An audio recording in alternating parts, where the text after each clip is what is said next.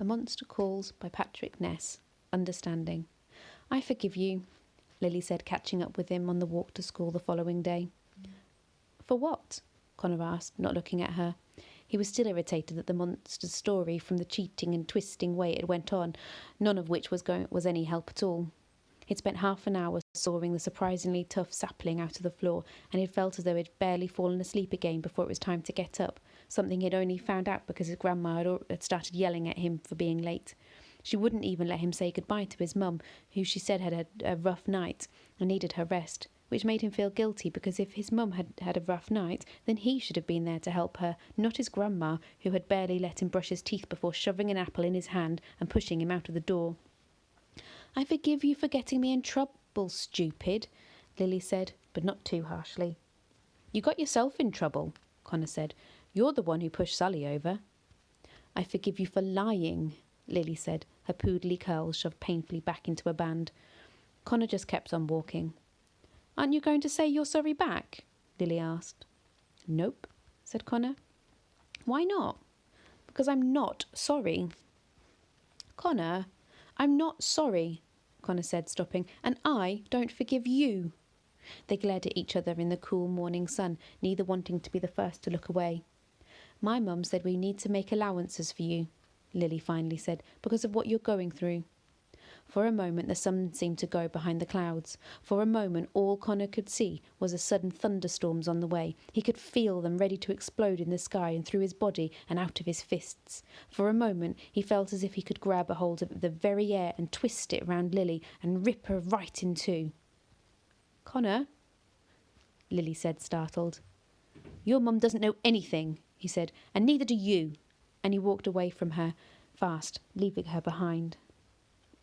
It was just over a year ago that Lily had told a few of her friends about Connor's mum, even though he hadn't said she could. Those friends told a few more, who told a few more, and before the day was half through, it was like a circle had opened around him, a dead area with Connor at the centre, surrounded by landmines that everyone was afraid to walk through. All of a sudden, the people he'd thought were his friends would stop talking when he came over. Not that there were so many, very many beyond Lily anyway, but still. He'd catch people whispering as he walked by in the corridor or at lunch. Even teachers would get a different look on their faces when he put his hand up in lessons. So eventually he stopped going over to groups of friends, stopped looking at the whispers, and even stopped putting his hand up.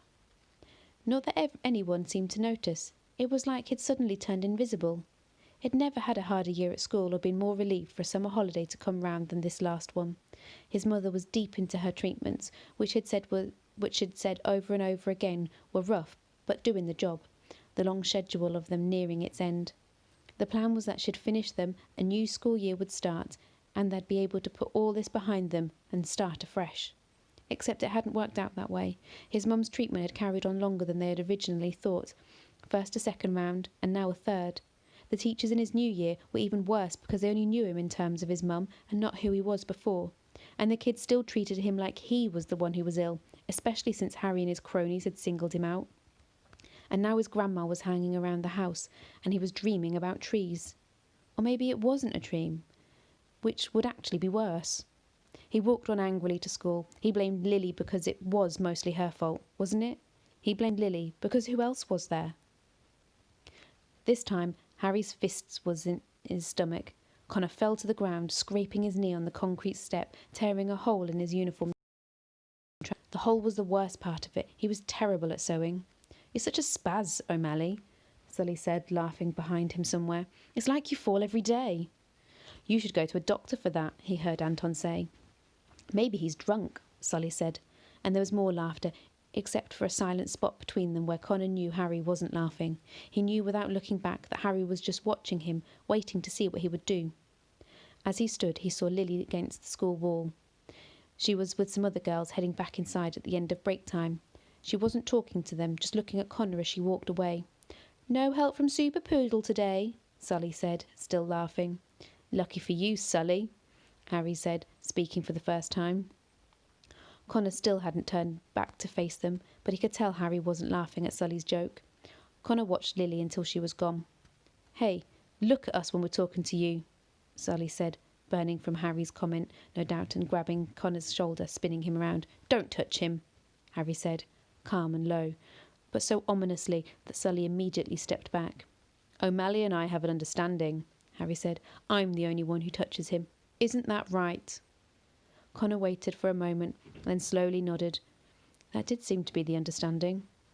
Harry, his face still blank, his eyes still locked on Connor's, stepped up close to him. Connor didn't flinch, and they stood eye to eye while Anton and Sully looked at each other a bit nervously. Harry cocked his head slightly, as if a question had occurred to him, one he was trying to puzzle out. Connor still didn't move. The rest of their year had already gone inside.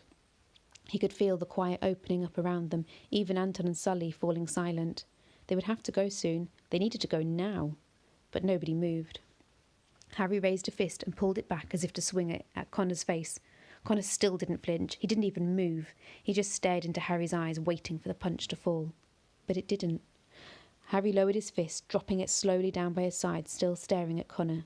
"Yes," he said finally said quietly, as if he'd worked something out. "That's what I thought." And then once more came the voice of doom. "You boys," Mrs. Qualm called, coming across the yard towards them like a terror on two legs. "Break was over 3 minutes ago. What do you think you're still doing out here?" "Sorry, miss." Harry's voice was suddenly light. "We were discussing Mrs. Miles' life writing homework with Connor and lost track of time." He slapped a hand on Connor's shoulder as if they were lifelong friends. "No one knows about stories like Connor here." He nodded seriously at Mrs. Quan. "And talking about it helps him get out of himself." "Yes," Mrs. Quan frowned. "That sounds entirely likely. Everyone here is on first warning. One more problem today, and that's detention for all of you." "Yes, miss," Harry said brightly, with Anton and Sully mumbling the same. They trudged off back to the lessons, Connor following in step a metre behind. "A moment, please, Connor," Mrs. Quan said. He stopped and turned to look at her, but didn't look up at the... He stopped and turned to her, but didn't look up at her face. "Are you sure everything's all right between you and those boys?" Mrs. Quan said, putting her voice into its kindly mode, which was only slightly less scary than full-on shouting. "Yes, miss," Connor said, still not looking at her. "Because I'm not blind to how Harry works, you know," she said. "A bully with charisma and top marks is still a bully." She sighed, annoyed. "He'll probably end up Prime Minister one day. God help us all." Connor said nothing, and the silence took on a particular quality, one he was familiar with, caused by how Mrs. Quan's body shifted forward, her shoulders dropping, her head leaning down towards Connor's. He knew what was coming. He knew, and he hated it. "I can't imagine what you must be going through, Connor," Mrs. Quan said. So quiet it was almost a whisper. "But if you ever want to talk, my door is always open." He couldn't look at her, couldn't see the care there, couldn't bear to hear it in her voice, because he didn't deserve it. The nightmare flashed in him, the screaming and the terror, and what happened in the end. "I'm fine, miss," he mumbled, looking at his shoes. "I'm not going through anything." After a second he heard Miss Quan sigh again. "All right then," she said. "Forget about the first warning and come back inside." She patted him once on the shoulder and recrossed the yard to the doors. And for a moment Connor was entirely alone. He knew right then he could probably stay out here all day and no one would punish him for it, which somehow made him feel worse.